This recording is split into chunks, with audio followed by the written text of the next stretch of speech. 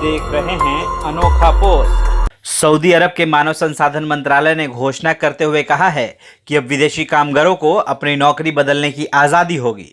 Saudi अरब ने विदेशी कामगारों के लिए अनुबंध पाबंदियों में छूट देने का फैसला किया है। इस फैसले को अगले साल मार्च से लागू किया जाएगा। इसका सबसे ज़्यादा फायदा भारत के लोगों को होगा। जी हाँ, क्योंकि सऊदी भारत से सबसे ज़्यादा कामगार जाते हैं और भारत में बिहार और यूपी से सबसे ज़्यादा कामगार सऊदी जाते हैं, क्योंकि भारत में सबसे बड़ी तादाद में कामगार हर साल सऊदी में काम करने के लिए जाते हैं। उन्हें अब किसी कंपनी या मालिक के बंधन में बंधकर लंबे वक्त तक काम नहीं करना होगा। वे अपनी आवश्यकता अनुसार अपनी नौकरी छोड़ और पकड़ सकेंगे।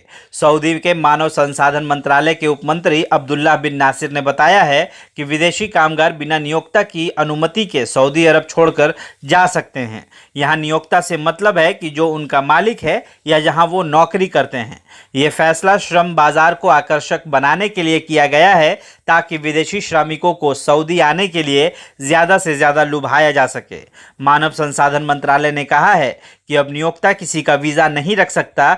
कोई भी विदेशी कामगार अपनी स्वेच्छा से नौकरी बदल सकता है। अपने हिसाब से सऊदी आ और जा सकते हैं। सऊदी अरब में इसे कफाला सिस्टम कहा जाता है, जिसके तहत नियोक्ताओं को यह अधिकार मिला हुआ था कि वो विदेशी कामगारों को नौकरी नहीं बदलने देंगे और देश छोड़कर जाना भी उनकी मर्जी पर निर्भर होता था। कफाला सिस्टम में सुधार का फायदा करोड़ों विदेशी कामगारों को मिलेगा, जो सऊदी अरब की कुल आबादी के 1/3 हैं। दरअसल कफाला सिस्टम सऊदी के अंदर बहुत पहले से लागू है, जिसके अंतर्गत प्रवासी कामगारों के पास कोई अधिकार नहीं होता था कि वो अपने नियोक्ता के शोषण से बच सके, क्योंकि देश छोड़ने और नौकरी बदलने तक का अधिकार नहीं होता था। ऐसे में विदेशी कामगारों के साथ मनमानी होती थी। उनसे ज़्यादा घंटों तक काम भी कराया जाता था। मालिक उन्हें सैलरी देने में मनमानी भी करते थे।